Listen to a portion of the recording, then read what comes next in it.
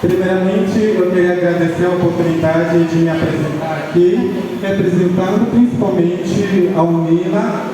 E eu estou muito grato de estar aqui presente, de participar desse evento tão grandioso e amplamente diversidade.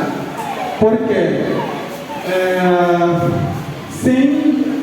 Porque, na verdade, na minha opinião, sem indígena, Brasil não seria nada. Então, eu queria comunicar o discurso aqui que muitas das vezes nós indígenas somos discriminados, sofrem preconceito,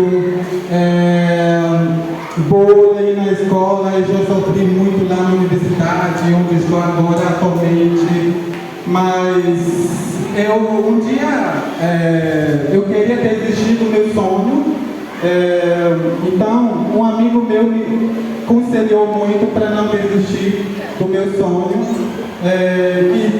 que esse sonho agora estou realizando, de ser universitário, porque desde eu era criança eu sonhava estudar bem longe dos meus parentes, que são os meus irmãos e irmãs. Sempre eu sonhei disso. E agradecer também a Deus, principalmente, eu não sou contra a religião de ninguém. Eu não sou daquelas pessoas que criticam a religião. Você é católico, você é evangélico, você não... Eu não sou daquelas pessoas. Eu amo toda religião. Então, é isso. Mais uma vez, muito obrigado a todos vocês. Por favor, nunca desistam. A luta de vocês, a terra de vocês, aqui é terra de vocês. Aqui é nossa terra. Ninguém pode invadir nossa terra.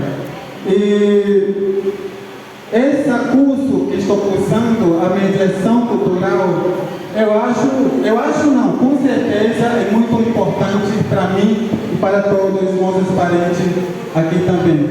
Então é isso, hoje estou representando o povo de Cuna lá do Amazonas, que é muito longe daqui. Então é isso, pessoal, estou muito grato, muito obrigado mais uma vez a oportunidade de conversar com vocês. Muito obrigado. Valeu. Etilia Ticuna.